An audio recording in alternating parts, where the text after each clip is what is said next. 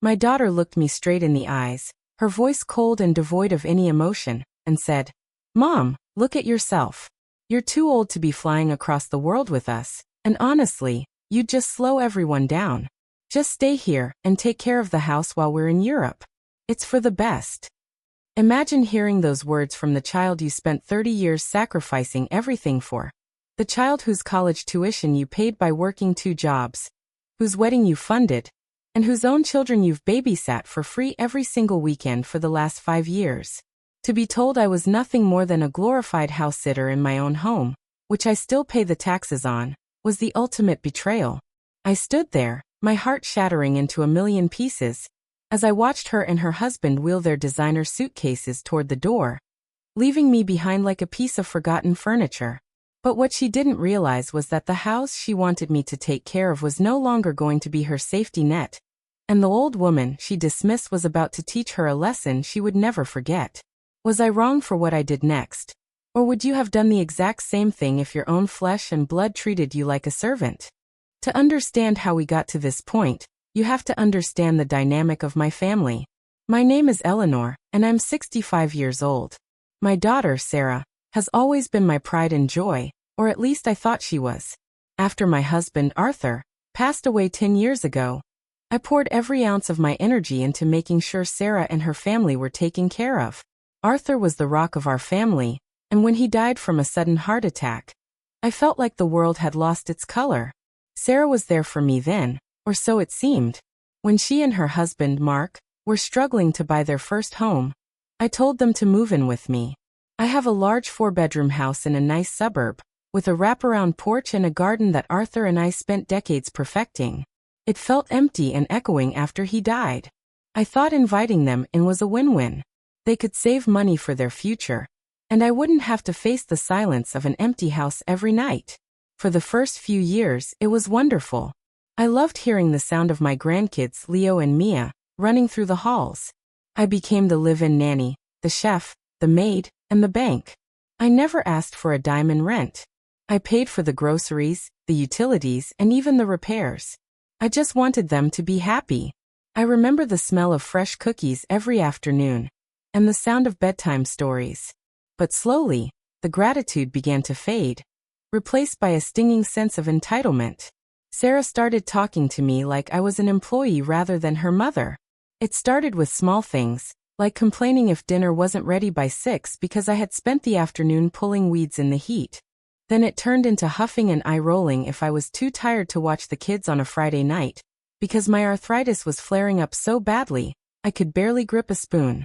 They began to treat my house like their personal hotel, leaving dishes in the sink for me to scrub, and expecting me to schedule my entire life around their social calendar. Mark would even leave his muddy boots by the door, expecting me to clean them before he needed them again. I was becoming a ghost in my own home, invisible unless there was a chore that needed doing. The trip to Europe was supposed to be a celebration, a way for us to reconnect, and for me to finally see the places Arthur and I had always dreamed of visiting. Sarah had been talking about it for a year. It was her 10th wedding anniversary, and she told me months ago, "Mom, we couldn't do this without you. We want you there to share the memories." I was so excited I could hardly sleep.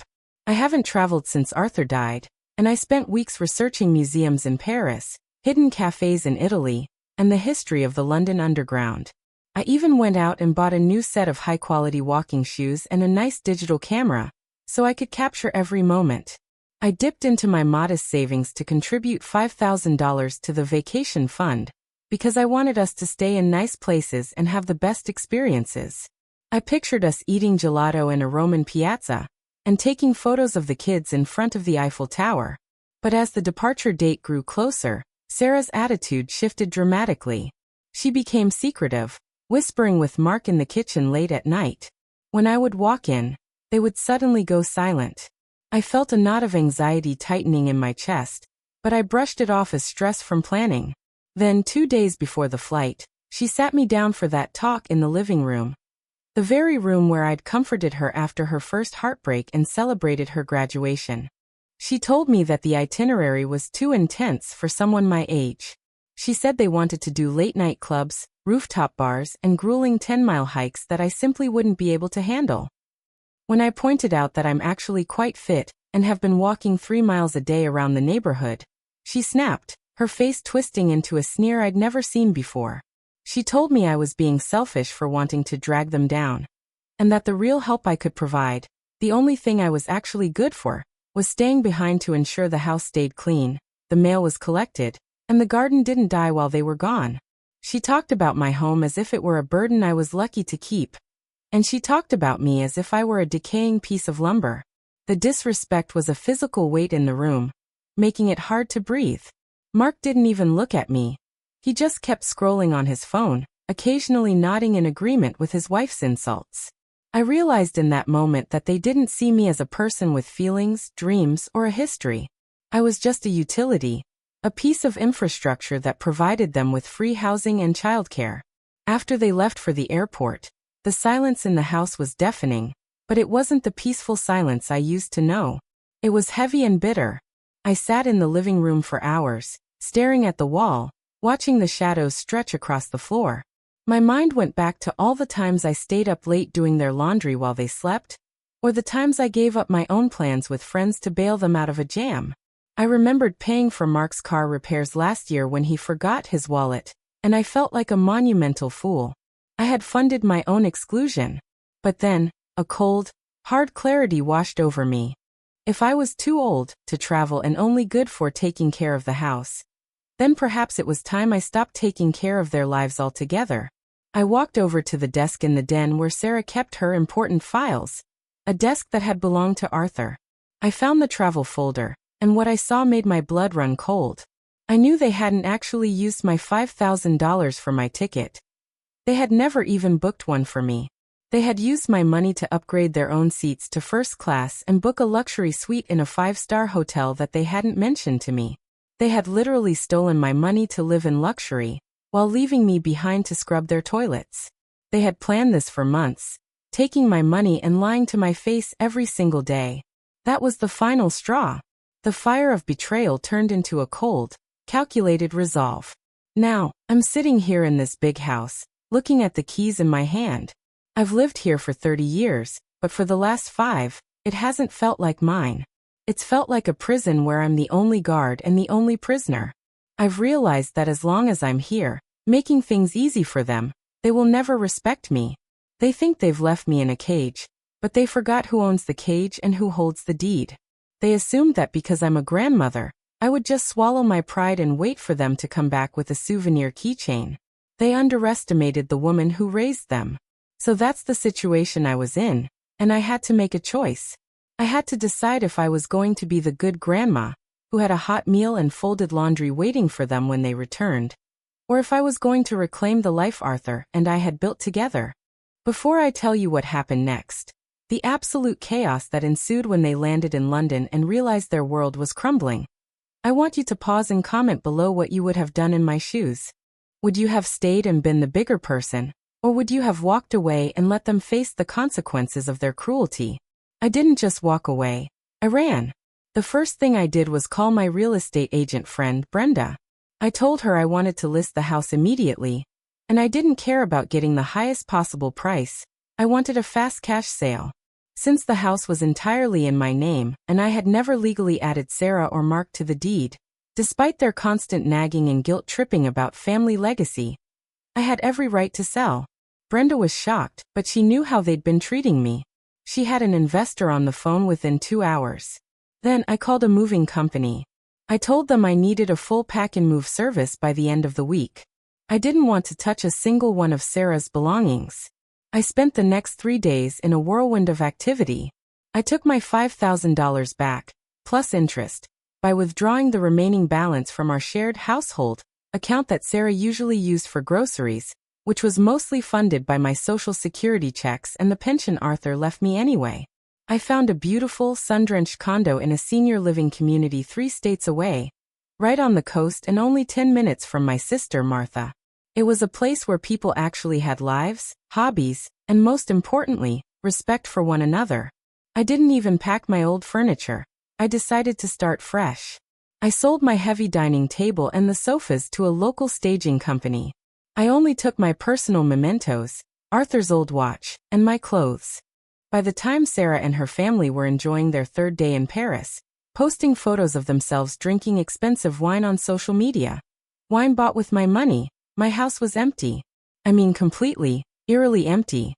I sold the furniture they had been using, donated their old clothes and the junk they left piled in the garage to a local charity, and had the locks changed by a professional who specialized in high-security systems. I left one single thing in the middle of the empty living room floor. A printed copy of the first-class flight receipts they bought with my money, circled in red ink, and a note. The note simply said, "The house is taken care of. It's sold. The new owners take possession in 48 hours. You have 30 days to retrieve what's left of your belongings from the storage unit I paid for with the last of the household account. Since I'm too old to fly, I've decided I'm also too old to be your maid. Don't call me." I didn't give them the address of the storage unit in the note. I figured they could work for it. I turned off my phone, drove to the airport, and bought a first-class ticket of my own. Not to Europe, but to the coast to see Martha. I spent the next 2 weeks sipping mimosas on a balcony overlooking the ocean, breathing in the salt air, and laughing until my sides ached for the first time in a decade. When Sarah finally returned, she didn't find a welcoming mother or a clean house. She found a sold sign and a locksmith who wouldn't even let her pass the gate. Apparently, she had a complete meltdown on the front lawn, screaming that I had kidnapped her belongings and stolen her home, until the neighbors, who had watched her treat me like dirt for years, finally called the police. She tried to call me hundreds of times, leaving frantic, hysterical voicemails about how they were homeless, how they had no money left after their luxury trip, and how the kids were crying because they didn't have their toys. Mark even tried to call my sister, threatening legal action, but Martha just laughed and hung up on him. For the first time in my life, I didn't feel a shred of guilt. I didn't feel like I was being mean. I felt light. I felt like Eleanor again, not just grandma or the help. I eventually answered one call from a private number, and told Sarah very calmly that since she thought I was only useful for managing a house, I had managed it in the most efficient way possible. By selling it to fund a retirement she had tried to steal from me. I told her that she and Mark were adults, and since they were so capable of planning international vacations, they were surely capable of finding a roof to put over their children's heads. I told her that the old woman had finally retired. The aftermath was messy, of course. My daughter tried to sue me, claiming she had equitable interest in the home because she had lived there for 5 years. She hired a cheap lawyer and tried to paint me as a senile woman who had been coerced into selling. But since she had never paid a cent of rent, never contributed to the mortgage, and had actually been caught on bank statements using my funds for her own personal travel, the case was laughed out of court. The judge actually scolded her for her sense of entitlement. They had to move into a cramped, noisy 2-bedroom apartment in a part of town Sarah used to look down on. Mark had to take on a second job delivering packages at night, because they no longer had my financial cushion, or my 24/7 free childcare. Sarah had to actually learn how to cook and clean for herself. And from what I hear from old neighbors, she's miserable. We haven't spoken in 6 months, and while there's a small part of me that misses the grandkids, the peace of mind I have now is worth more than any dysfunctional relationship. I've realized that you can love your children without letting them destroy your soul. I am not a rug for people to wipe their feet on.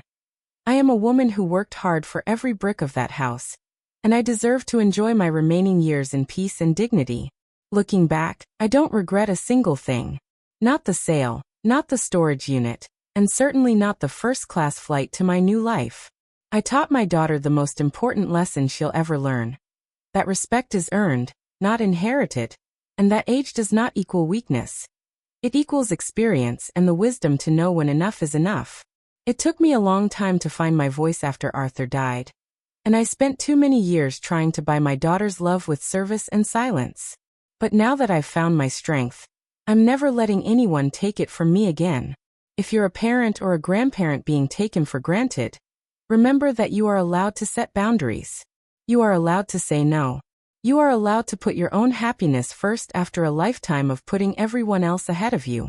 You are allowed to walk away from people who only see you as a resource, even if they share your DNA. Like this video if you were on my side and think Sarah and Mark got exactly the wake-up call they deserved. Subscribe for more stories like this where we stand up for ourselves and reclaim our power. And please share your final thoughts on this whole mess in the comments section. Did I go too far by selling the house without telling them? Or was it the only way to finally break free from their entitlement? I'll see you all in the next story.